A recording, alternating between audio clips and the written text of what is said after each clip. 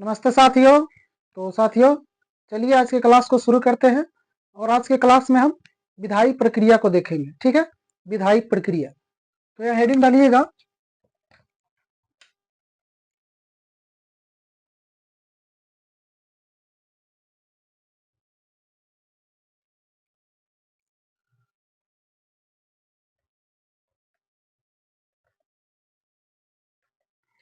इसको अंग्रेजी में कहते हैं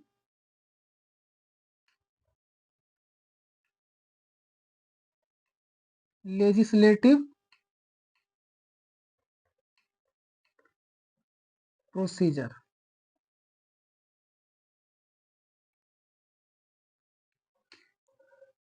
विधायी प्रक्रिया जो है, इसकी चर्चा अनुच्छेद 107 से लेकर 111 तक है। ठीक, उसके बाद हम इसको ट्रिक के देखेंगे।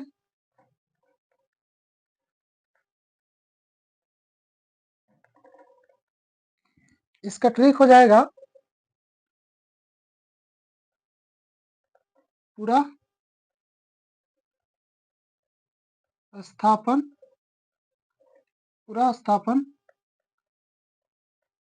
संयुक्त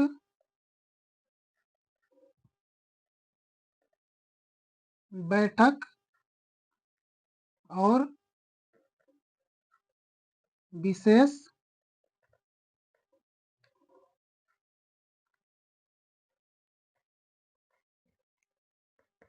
परिभाषा के लिए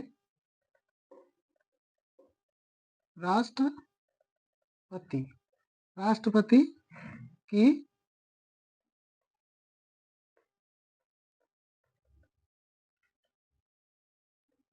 अनुमति। क्या है ट्रिक? पूरा स्थापन यानी पूरा स्थापन संयुक्त बैठक, पूरा स्थापन संयुक्त बैठक और विशेष परिभाषा के लिए राष्ट्रपति की अनुमति। यह आपका ट्रिक हो गया। इसी ट्रिक में हम आर्टिकल 107 से लेकर 111 तक को देखेंगे। ठीक, तो चलिए यहाँ बात करते हैं।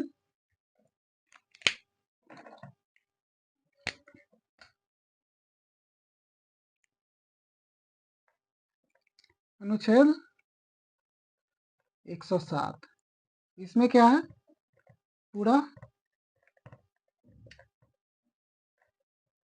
स्थापन। इसका मतलब होता है विधेयक को पारित करने की विधि। क्या हो गया? विधेयक को पारित करने की विधि। उसके बाद अनुच्छेद 108 को देखेंगे। इसमें संयुक्त बैठक।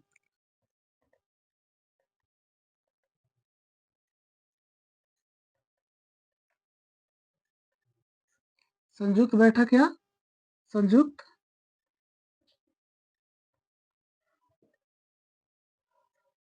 अधिवेशन की चर्चा है। इसमें अभी डायरेक्ट अनुच्छेद में आप लिखिए, उसके बाद हम इसके बाद विस्तार में चर्चा करेंगे इस सब चीज पे। ठीक है, उसके बाद अनुच्छेद 109। 109 में धन विधेयक के लिए विधेयक के लिए विशेष प्रक्रिया या प्रावधान। उसके बाद अनुच्छेद 110 में है परिभाषा। किसका परिभाषा? धन विधेयक की। धन विधेयक की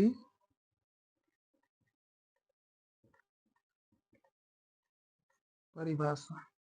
उसके बाद अनुच्छेद 111 में राष्ट्रपति की अनुमति, यहाँ लिखिए धन विधेयक पर राष्ट्रपति की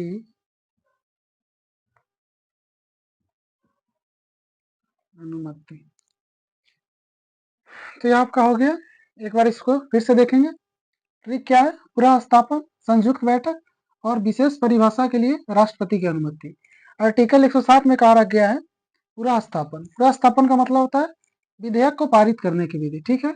उसके बाद अनुच्छेद 108 में संयुक्त बैठक या अधिवेशन, जब विवाद की स्थिति में जब दोनों सदन की बैठक बुलाई जाती है उसे संयुक्त बैठक कहते हैं, ठीक। उसके बाद 109 धन विधेयक के लिए विशेष प्रक्रिया या प्रावधान। 110 का आता है धन विधेयक की परिभाषा। उसके बाद 111 का आता है धन विधेयक पर राष्ट्रपति की अनुमति, ठीक है। यहाँ पे हम चर्चा करेंगे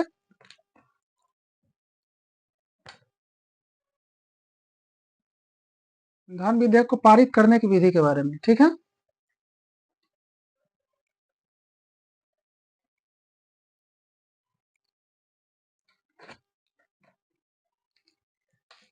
देखिए विधेयक जो होता है,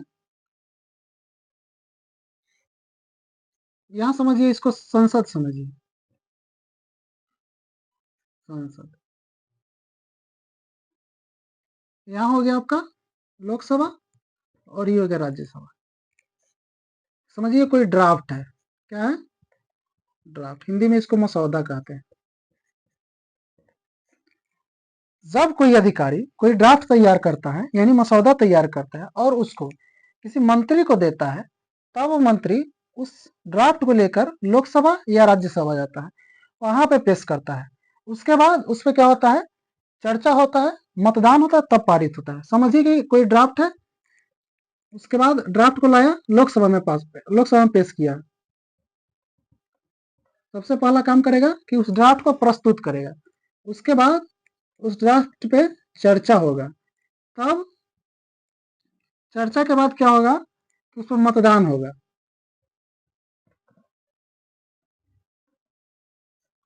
तब क्या होगा? उसके बाद मतदान के बाद यहाँ पे पारित हो जाएगा। जब लोकसभा में ड्राफ्ट पेश होता है तब उस पर चर्चा होता है, यानी खूब देखिएगा बहस होता है, तब मतदान होगा, तब विधेयक को पारित कर दिया जाए।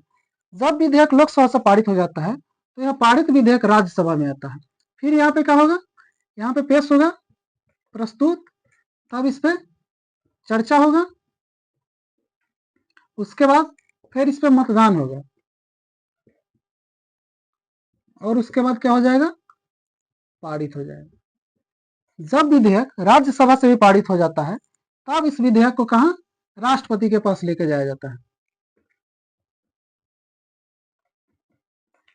यहाँ पे जब मसौदा पास होता है तब वो विधेयक बन जाता है। क्या हो जाता है? विधेयक बन जाता है। और जब इस विधेयक को राष्ट्रपति के पास लेके जाया जाता है तो राष्ट्रपति इस पे क्या करता है? हस्ताक्षर कर देता है, और वही हस्ताक्षर करने के बाद वह विधेयक कानून बन जाता है। समझिए यहाँ पे कोई विधेयक CAB, सिटीजन अमेंडमेंट बिल, पेश हुआ और यहाँ पे पारित हो गया। वहां से जब यह आता है इस पे राष्ट्रपति हस्ताक्षर करता है, हस्ताक्षर करने के बाद यह कानून हो जाता है। कानून होने के बाद इसका नाम क्या हो जाएगा? CAA, citizen amendment act. जब यह पेश हुआ तो यह बिल था, और बिल पे हस्ताक्षर होने के बाद यह कानून बन गया, ठीक है। तो ये आपका हो गया विधेयक पेश करने की प्रक्रिया और उसको पास कराने की और कानून बनने की, ठीक है। उसके बाद हम इससे आगे बात करेंगे।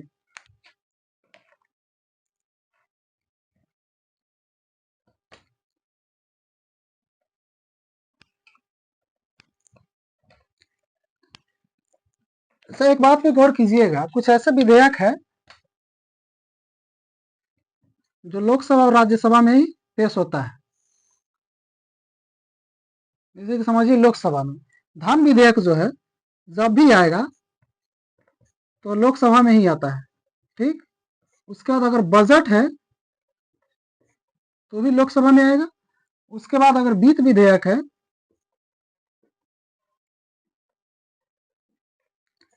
तो यह लोकसभा में ही है। और राज्यसभा में पेश होने वाला विधेयक जो है, जैसे कि अखिल भारतीय सेवा है,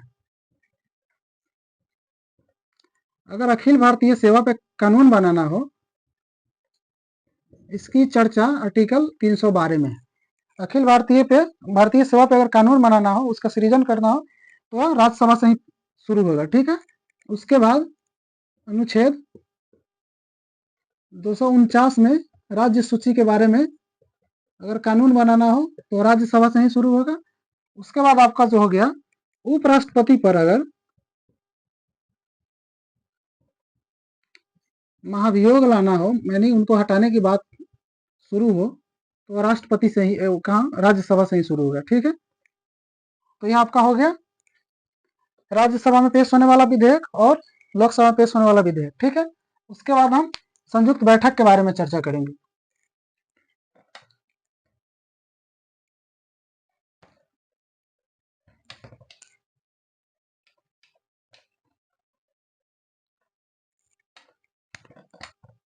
अनुच्छेद 108 में था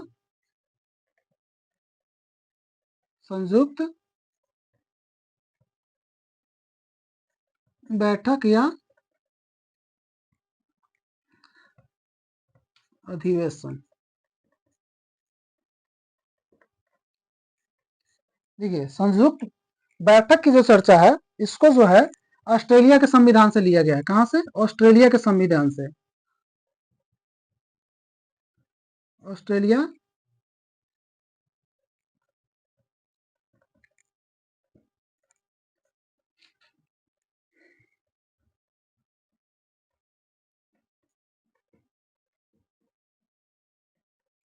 इसे ऑस्ट्रेलिया के संविधान से लिया गया, ठीक है।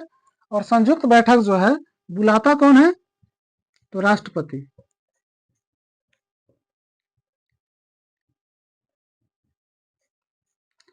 और संयुक्त बैठक का अध्यक्षता कौन करता है? तो लोकसभा का अध्यक्ष होता है।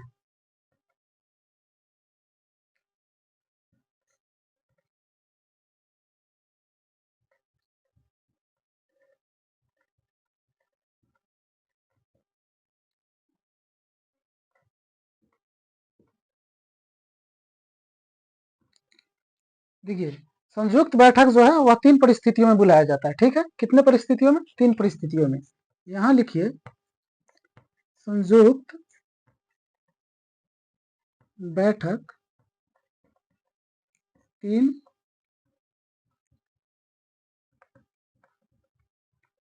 परिस्थितियों में बुलाया जाता है। कितने परिस्थितियों में? 3 परिस्थितियों में। संयुक्त बैठक 3 परिस्थितियों में बुलाया जाता है, ठीक है। कौन सा परिस्थिति हो? यदि विधेयक में विवाद हो जाए, ठीक है। यदि विधेयक पर विवाद हो जाए, जैसे कि कोई विधेयक पेश होता है और विधेयक पे अगर लोकसभा से अगर राज्यसभा में जाता है और विवाद हो जाता है, तो उस स्थिति में राष्ट्रपति जो है उस विधेयक पे संयुक्त बैठक बुलाएगी, ठीक है। उसके बाद एक सदन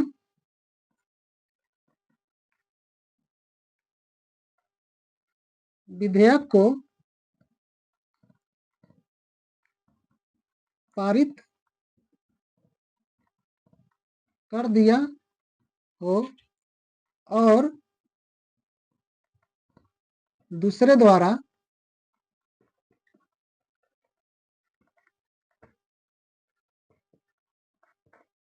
अस्वीकार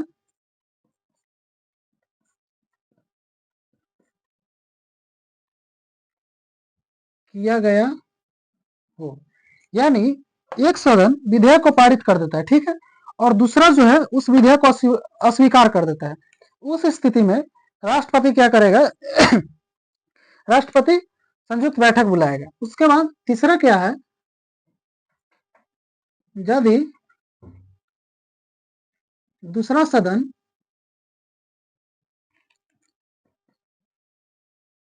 विधेयक को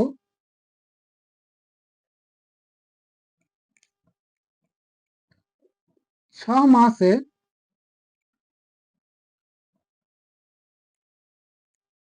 अधिक के लिए रोक रखा हो। यानी तीसरी स्थिति में यदि दूसरा सदन एक जो सदन है विधेयक को पारित कर देता है और दूसरा सदन विधेयक को 6 माह से अधिक समय के लिए रोक दिया हो, तो उस स्थिति में क्या होगा कि विधेयक को लेकर के राष्ट्रपति जो है संयुक्त बैठक बुला सकते हैं। ठीक है, उसके बाद हम चर्चा करते हैं कि अभी तक कितने बार संयुक्त अधिवेशन हुए हैं। ठीक है,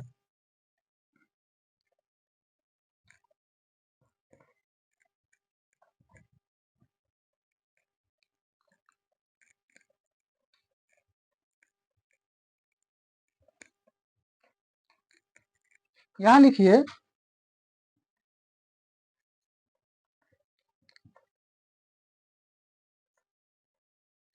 अब तक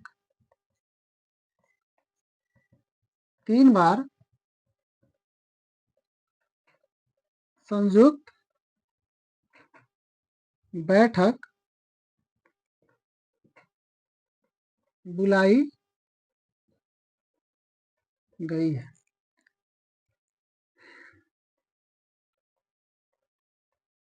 पहली बार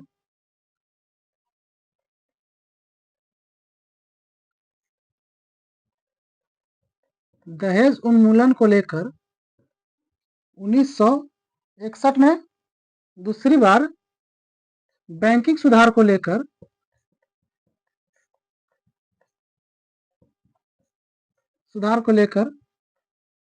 1978 में, और तीसरी बार जो है आतंकवाद को लेकर एक अधिनियम लाया गया था, पोटा प्रिवेंशन ऑफ टेररिस्ट एक्ट, तो इसके लिए 2002 में उस समय प्रधानमंत्री अटल बिहारी वाजपेयी थे। ठीक है, तो अब तक 3 बार संयुक्त बैठक बुलाई गई है। पहली बार दहेज उन्मूलन को लेकर 1961 में, दूसरी बार बैंकिंग सुधार को लेकर 1978 में, और तीसरी बार आतंकवाद को लेकर एक पोटा अधिनियम लाया गया था, उसके लिए 2002 में। ठीक है, उसके बाद हम आर्टिकल 109 को देखेंगे।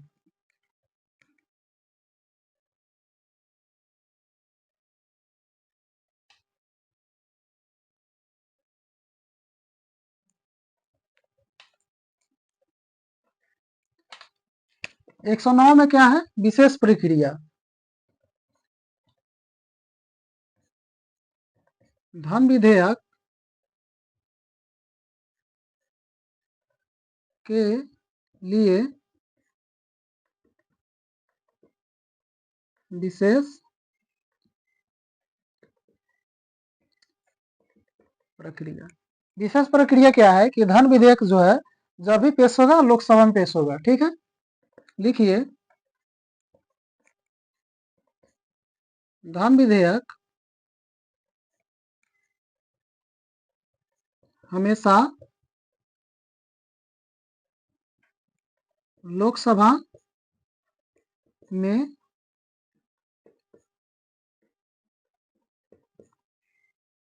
पेश होता है। ठीक है, कोई विधेयक धन विधेयक है या नहीं, इसका निर्धारण या इसका सहमति अनुमति जो है वह लोकसभा अध्यक्ष ही लेता है। ठीक है,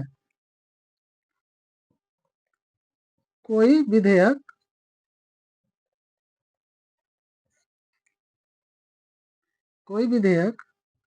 धन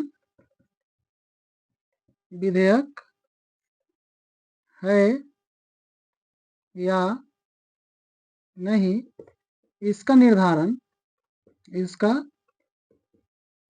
निर्धारण लोकसभा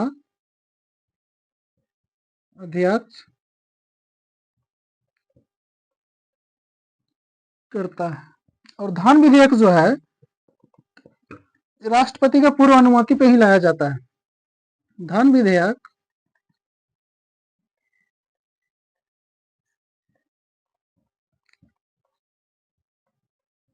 राष्ट्रपति के पूर्व अनुमति पर लाया जाता है। उसके बाद धन विधेयक को जो है राष्ट्रपति के पास पुनः निर्णय के लिए नहीं लौटाया जाता है। ठीक है, धन विधेयक को राष्ट्रपति के पास पुनः विचार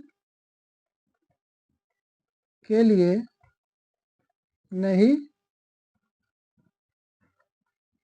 लौटाया जाता है। यानी यहाँ देखिए, धन विधेयक के लिए विशेष प्रक्रिया प्रावधान क्या है। धन विधेयक जो है हमेशा लोकसभा में पेश होता है। ठीक है, कोई विधेयक धन विधेयक है या नहीं, इसका निर्धारण या निर्णय लोकसभा अध्यक्ष लेता है। उसके बाद धन विधेयक राष्ट्रपति के पूर्व अनुमति पर ही लाया जाता है। ठीक है, धन विधेयक को राष्ट्रपति के पास पुनः विचार के लिए नहीं लौटाया जाता है। नहीं लौटाने का मेन कारण यह है कि धन विधेयक जो है राष्ट्रपति से पहले पूछ कर या उनके सहमति के आधार पर ही लाया गया रहता है। ठीक है, उसके बाद हम आर्टिकल 110 को देखेंगे।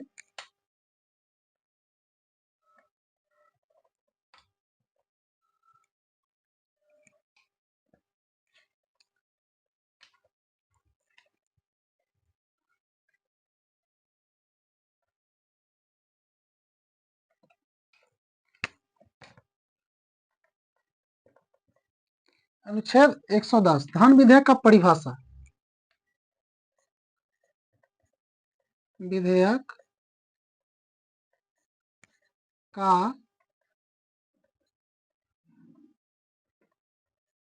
परिभाषा, धन विधेयक का परिभाषा यानी संचित निधि पर भारित होने वाला विधेयक ही धन विधेयक है। इसका परिभाषा क्या है, संचित निधि पर भारित होने वाला विधेयक ही धन विधेयक है। यहाँ लिखिए, संचित निधि पर भारित होने वाला विधेयक ही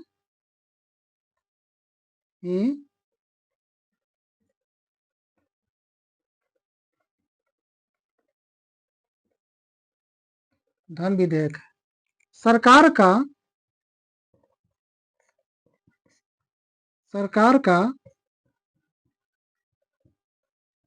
ऋण भी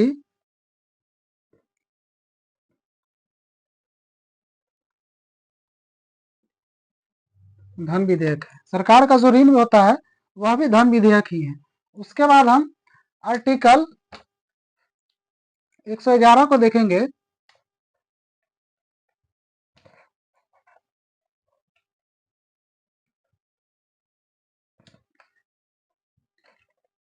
अनुच्छेद 111 कहता है राष्ट्रपति की अनुमति।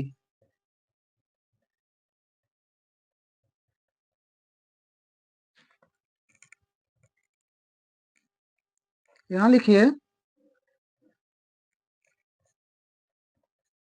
धन विधेयक पर राष्ट्रपति की अनुमति। ठीक है, इसमें क्या है कि राष्ट्रपति जो है राष्ट्रपति किसी भी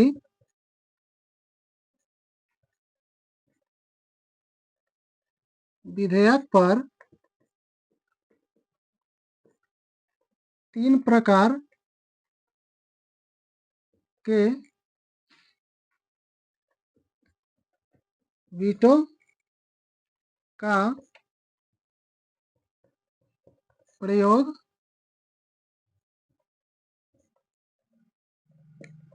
करते हैं। जैसे कि एक अत्यंतकारी वीटो होता है, अत्यंत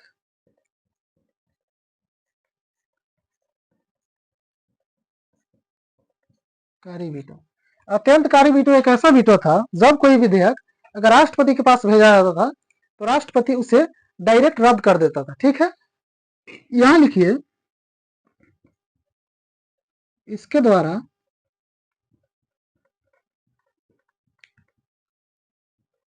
राष्ट्रपति विधेयक को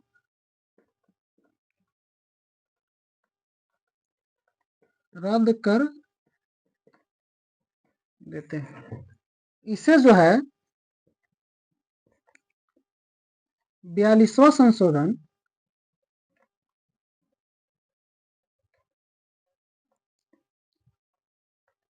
1976 द्वारा समाप्त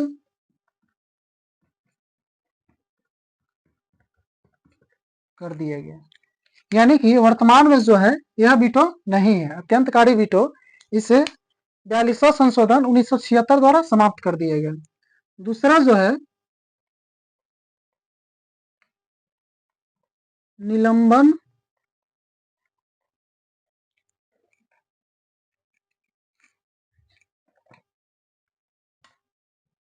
कारी वीटो। निलंबनकारी वीटो हो जो है इसके द्वारा राष्ट्रपति विधेयक को पुनर्विचार के लिए लौटाते हैं। ठीक है,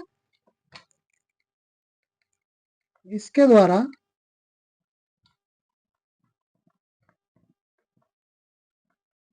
राष्ट्रपति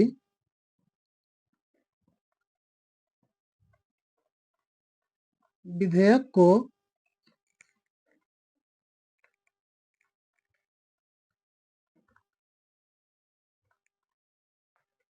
पुनर्विचार के लिए लौटाते हैं।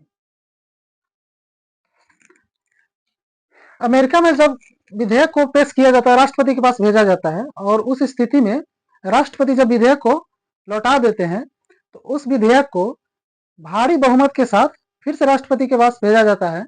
उसे क्वालिफाइड वीटो कहते हैं। उसका कारण यह होता है कि जब भारी बहुमत के साथ भेजा जाता है तो वह वीटो अपने आप पास हो जाता है। ठीक है, उसके बाद यहाँ निलंबनकारी वीटो हो गया। इसके द्वारा राष्ट्रपति विधेयक को पुनर्विचार के लिए लौटाते हैं। उसके बाद यहाँ हम एक और वीटो जो है उसके बारे में बात करते हैं। निलंबनकारी और एक जेवी वीटो है।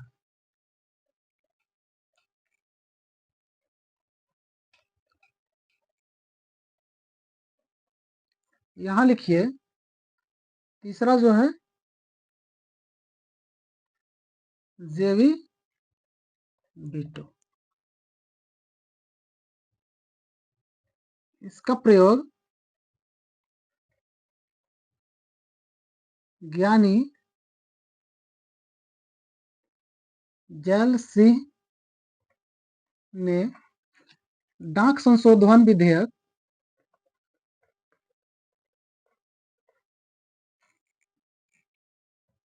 संशोधन विधेयक 1986 के लिए